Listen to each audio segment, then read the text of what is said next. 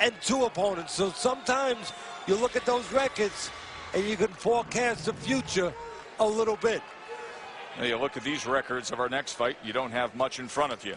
Got one fighter, and Antonio Marrero fights out of East Hartford, had a no decision his pro debut, and 2-0 to start off the career of Enver Halili. And there is Enver Halili, 24-year-old from the Bronx, checked in at 5'9", 153. Started boxing at 12 years old. Antonio Marrero, 34 years old, was an amateur all the way back in 2000, 4-1, and then worked construction for the better part of 14 years before making a full-time commitment to the sport in 2011, saying he didn't want to see his dreams go by.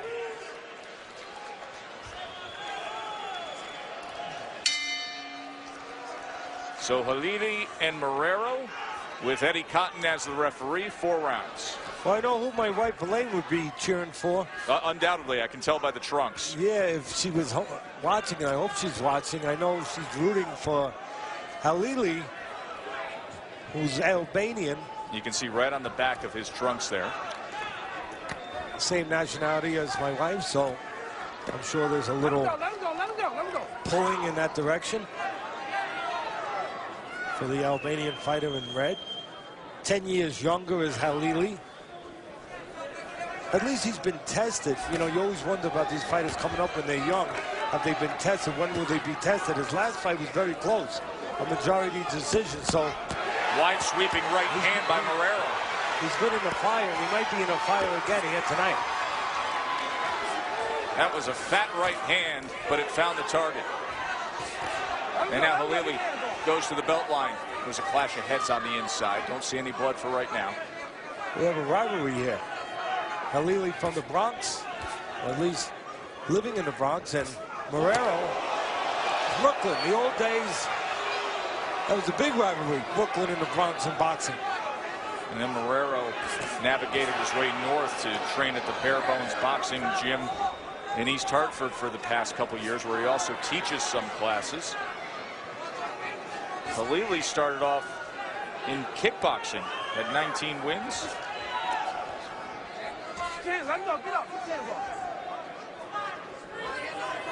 Well, you know one thing already, that Marrero physically came here very ready for this fight. He's 4 pounds less than he weighed in his pro debut 7 months ago.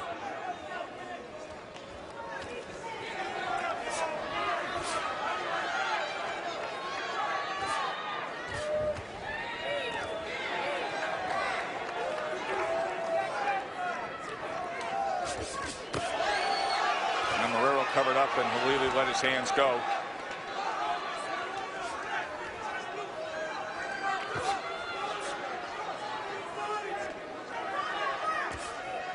A little up jab from Halili. Try to split the guard with that right hand. Showing a little defensive movement against Marrero as well. Getting in and out. A little using more. That jab.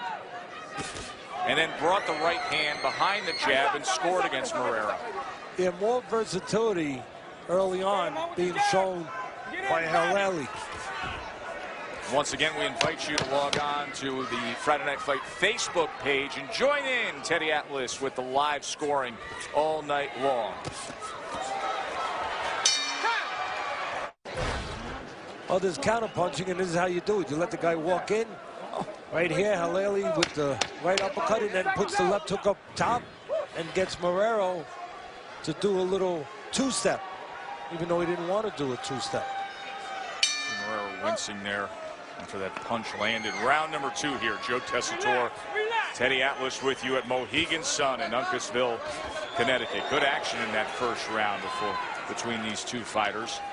We're working our way towards our main event. George Tadenapper at 31-0-1 against the recent world title challenger, Connecticut's own Delvin Rodriguez. That's our main event coming up. Marrero. Oh, nice body shot there. Marrero falls in with his head a little bit. And we already know that. His one fight in his career so far was a no decision because of a head clash. So that's something that Halili has to be aware of on the inside, the head of Marrero. Marrero needs to be aware of the right uppercut of Halili. See that split lip, Teddy? Yep, I said it early on. That split lip is the courtesy of that uppercut. From that uppercut. And he goes back to it as blood splatters across ringside. As that lip of Marrero is busted wide open. You know, I said early in the first round that Halili has more versatility than Marrero, and he's shown it. You know, he'll fight with you a little bit, he'll move, he'll give you angles, he'll counter punches. You saw with that uppercut earlier. And that versatility is really dominating a little bit in this second round. And another thing that I think is really dominating, or one of the reasons for the control of Halili, the advantage of Halili, is he's got 60 amateur fights. Marrero, 5. Big difference. Stop right there.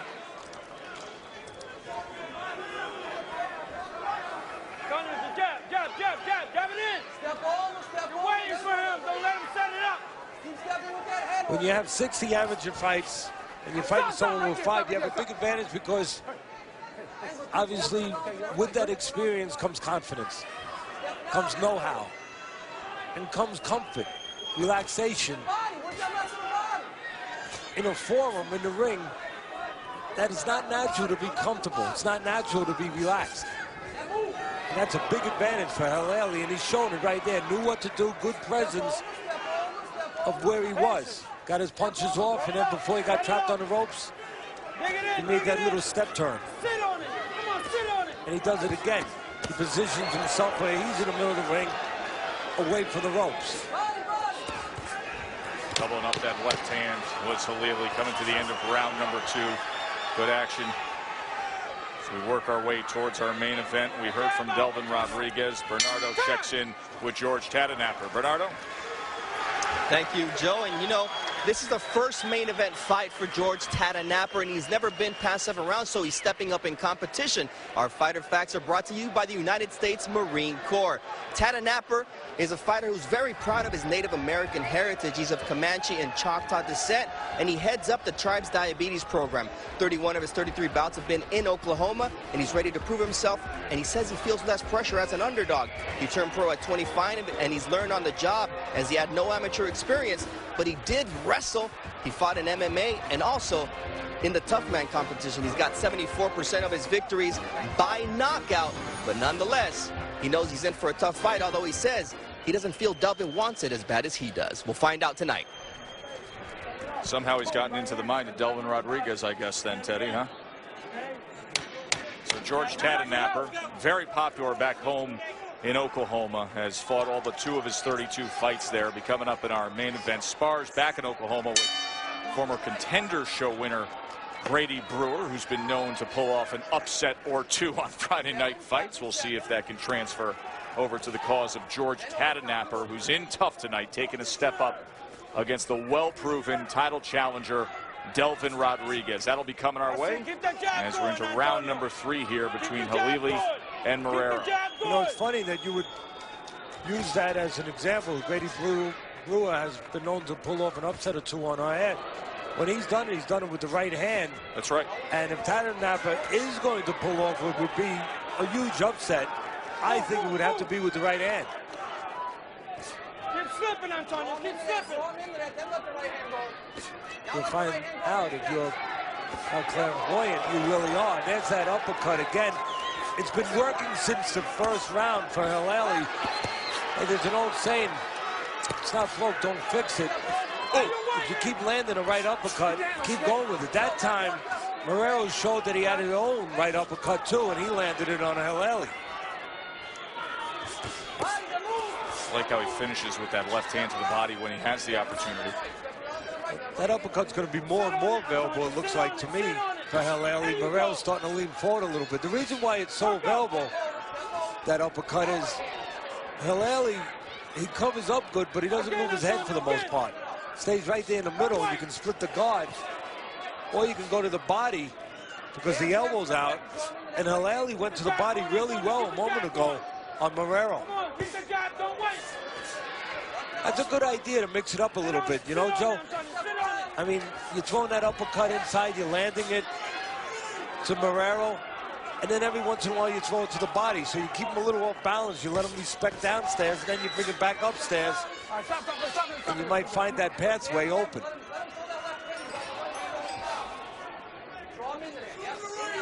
Again, the advantages for Halili, more versatile, quicker hands, and 60 amateur fights versus only 5 for the 34-year-old Marrero.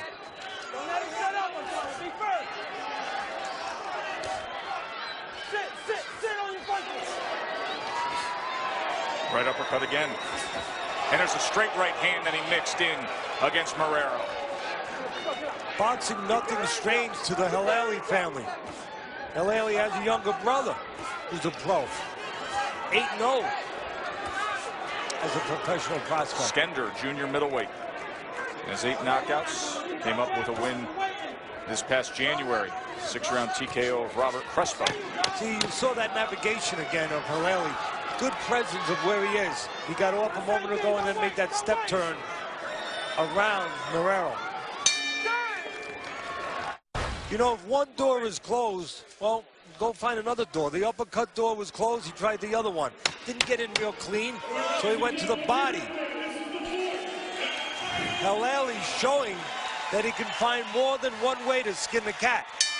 Not a bad little swing fight to get us set for the main event. Tatanapper and Delvin Rodriguez set to come. And then the main event come next week. The IBF World Title fight at 140 pounds. We're going to be down in Washington, D.C. as Lamont Peterson returns to the ring. Remember, he had the upset against Amir Khan. And then the controversy outside the ring with the failed drug test. Now he's back going up against proven former titleist Kendall Holt. Peterson, Holt, world title fight next week. Friday night fights from Washington. And what you're seeing right now, a little bit of a dazzling display by the undefeated Halili. And you're seeing what we talked about early on, the advantages of just more dimensional, more versatility, quicker hands, and also quicker feet.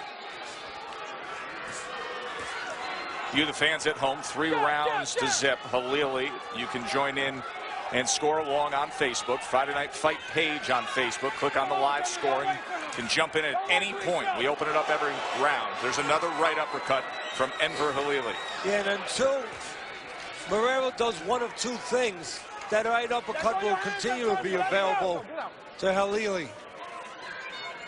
What Marrero has to do is either take his glove and cup it underneath his chin to block that punch, or move his head, get it out of the middle, get it on the side. And again, the uppercut finds its mark. All night long.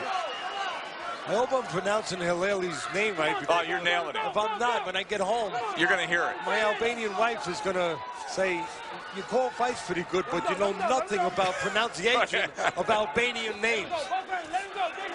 Turned over that right hand that time. And then a sweeping right hand, and tried to come back with a thunderous right uppercut, but it was just off the mark. That time the right hand landed against Marrero. Yeah, the Curtis. Oh, and there's a big right uppercut here, but Marrero's standing in their game. What a tough kid he is. He's very game, but just outgunned. 34-year-old who worked construction for the past 14 years. Wanted to see his dream come true.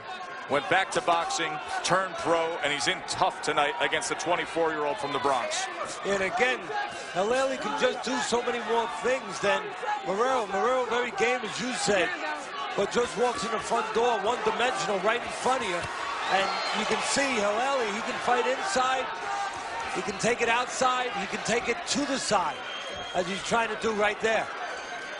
Twice went body shot, and then left hand upstairs. And one more right uppercut here just to close things out. Final 5 seconds. And is he fun to watch? I liked it, Teddy. Entertaining and spirited. Good effort. Yeah, you know, Halili's the kind of guy. Halili's the kind of guy that you'd like to see more of. I know I'd like to follow his career and watch a young fighter coming up like Halili. see how he progresses, see how he develops. We'll come back and hear from the judges. We'll get set for the main event. And Teddy will join Todd Grisham on the Friday Night Fight studio live from here at Mohegan Sun. Stay with us. More to come. ESPN Friday Night Fights presented by Corona Extras, brought to you by Just for Men Auto Stop. Just for Men Auto Stop is foolproof. Gray is over. And by Ram Trucks, Guts, Glory, Ram. The Wolf Den here at Mohegan Sun. We saw some guts and glory from two fighters here in a 4-round scrap. Enver Halili was getting the best of Antonio Marrero for 4 rounds. The right uppercut was landing with great success, as you see in super slow-mo. A young man who started as a kickboxer, was trained by his dad, but he's turned to the pro fight game after an amateur career of 60 boxing bouts, and now has the look of 3-0, as we will find out by sending it up to the ring to David Diamante. Ladies and gentlemen, after 4 rounds of action here at the Mohegan Sun Arena, we go to the judges' score totals. All 3 judges, John McKay, Glenn Feldman, and Don Ackerman, had this bout 40-36 for your winner by unanimous decision. From New York City, Enver Halili. Albanian proud and Bronx tough, Enver Halili, now 3-0 in his career. George Tadnapper, unbeaten, will be facing Delvin Rodriguez in our main event. But first, let's go to the Friday night.